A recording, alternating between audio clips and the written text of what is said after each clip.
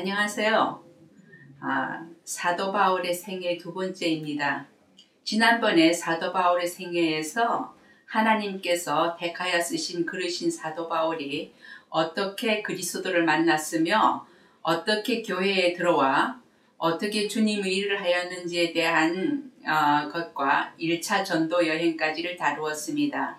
이어서 사도 바울의 2차 전도 여행입니다. 2차 전도 여행은 AD 49년에서 52년경입니다. 사도행전 15장 36절에서 41절에 보면 바울과 바나바가 마가 요한을 데리고 가는 문제로 서로 다투고 전도 여행길은 서로 갈라지게 됩니다.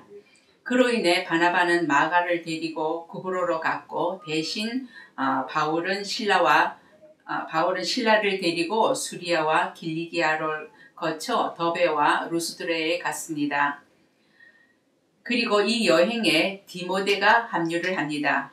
사도행전 16장 3절에 보면 바울은 디모데가 자기와 함께 가기를 바라고 그 지방에 사는 유대인들을 생각해서 디모데를 데려다가 할례를 행하였다. 그것은 디모데의 아버지가 그리스 사람이라는 것을 그들이 모두 알고 있기 때문이다 라고 했습니다. 사도행전 16장 7절에서 8절에 보면은 바울 일행이 무시아까지 이르러 비두니아로 들어가려고 했는데 주의 영이 그것을 허락지 않는 바람에 그들은 무시아를 지나 드로아에 갔다고 했습니다. 사도행전 16장 9절에 보면 여기서 밤에 바울에게 환상이 나타났는데 마게도니아 사람 하나가 바울 앞에 서서 마게도니아로 건너와서 우리를 도와주십시오 하고 간청하였다. 그렇게 바울이 본 그 환상으로 그들은 하나님께서 부르신 것이라고 생각하고 곧 마게도니아로 갔으며 거기서 복음을 전했던 것입니다. 사도행전 16장 11절에서 40절에 보면은 그들은 빌립보로 가서 자주색 옷감 장사를 하는 루디아를 만났습니다. 루디아는 하나님을 공경하는 사람이었으며 하나님께서는 루디아의 마음을 열으셔서 바울의 말을 듣게 하였습니다. 그래서 그 가정이 예수님을 믿고 침례를 받았습니다. 그리고 거기에서 교회가 세워집니다. 그런데 그 지역에는 귀신 들린 여자 하나가 바울을 따라다니면서 불참게 구는 바람에 바울은 그 여자 속에 들어있는 귀신을 쫓아냈던 것입니다. 그러자 그 여자로 인해 돈을 벌어들이던 주인은 돈줄이 끊어지는 바람에 붕괴를 합니다. 그리고 사람들을 선동하여 바울을 광장으로 끌고 가 치환관들 앞에 세웁니다. 그러자 간원들은 바울과 신라의 옷을 벗기고 그들을 매질을 하고 감옥에 집어넣습니다.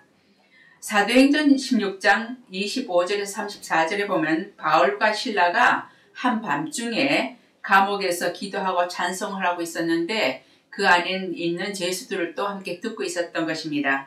그런데 갑자기 지진이 일어나고 감옥 문이 열리고 죄수들에게 채워졌던 수갑과 차고가 모두 풀렸던 것입니다. 간수장은 죄수들이 도망을 간 줄 알고 자결을 하려고 했습니다. 그것을 본 사도 바울은 간수장에게 죄수들이 도망가지 않았으니 자신을 해하지 말라고 소리쳤습니다. 간수장은 죄수들이 도망가지 않았다는 것을 알고 바울 앞에 엎드려 어떻게 하여야 구원을 얻을 수 있습니까? 하고 묻습니다. 그때 사도 바울은 사도행전 16장 31절에 있는 말씀 주 예수를 믿으십시오. 그리하면 그대와 그대의 집안이 구원을 얻을 것입니다. 라고 복음을 전합니다.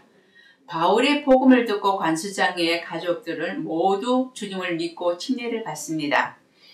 사도행전 17장 1장 34절에 보면 바울 일행은 데살로니가로 가서 새 안식일을 머물면서 전도하고 그러나 핍박으로 쫓겨납니다만 데살로니가에는 교회가 세워졌습니다. 바울은 신도들의 도움으로 베레아로 가게 되었습니다. 그곳 베레아에서 신사적인 신자들을 많이 얻은 다음 아테네로 갔습니다. 아테네는 헬라 철학자들의 고향으로 철학과 문학과 과학과 예술의 중심지였으며 그 고대 세계에서 가장 큰 대학이 있었던 곳으로 세계 지성인들이 모이는 곳이기도 했습니다.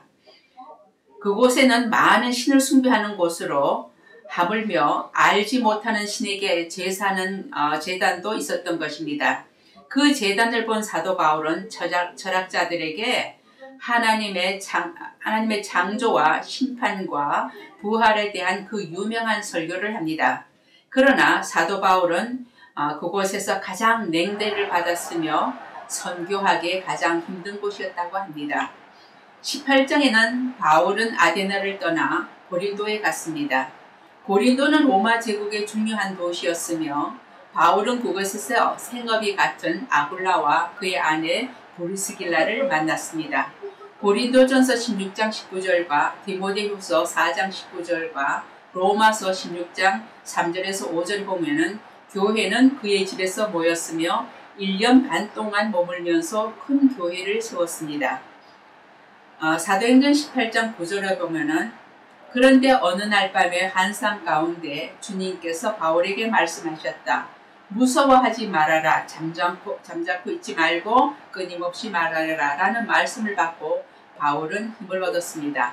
그러나 여전한 유대인들의 핍박으로 재판을 받기도 했습니다. 사도 바울이 그것을 떠날 때 아굴라와 그의 아내 브리스길라가 함께 바울과 동행을 합니다. 그런데 사도 바울은 서운한 것이 있어 겐그리아에서 머리를 깎기도 했습니다. 그들은 예루살렘을 거쳐 안디옥으로 갔습니다. 이 여행은 마게도니아와 아가야의 도시를 포함한 개척 돈도로 복음 전파와 아울러 교회를 세우는 일이었던 것입니다. 또한 이 여행으로 사도행전 1장 8절에 그러나 성령이 너희에게 내리시면 너희는 능력을 받고 예루살렘과 온 유대와 사마리아와 그리고 마침내 땅끝까지 이르러 내 증인이 될 것이다 하신 말씀을 성취시켰던 것입니다. 그리고 이 여행의 결과로 유럽에 기독교가 전파되었던 것입니다. 1차 여행도 안디옥에서 출발해서 안디옥에서 끝났는데 2차 여행 역시 안디옥에서 출발해서 안디옥에서 끝납니다. 사도 바울은 2차 여행 중 약 3년 동안 그리스 지역을 선교하면서 고린도에서 데살로니가인들에게 데살로니가 전서와 후서로 두 차례의 서신을 쓰여졌습니다. 데살로니가 전서 1장 1절과 후서 1장 1절에 보면 이 서신에 실라와 디모데가 기록에 함께 참여를 합니다. 데살로니가 전서의 주제는 그리스도 안에서 변화를 말합니다.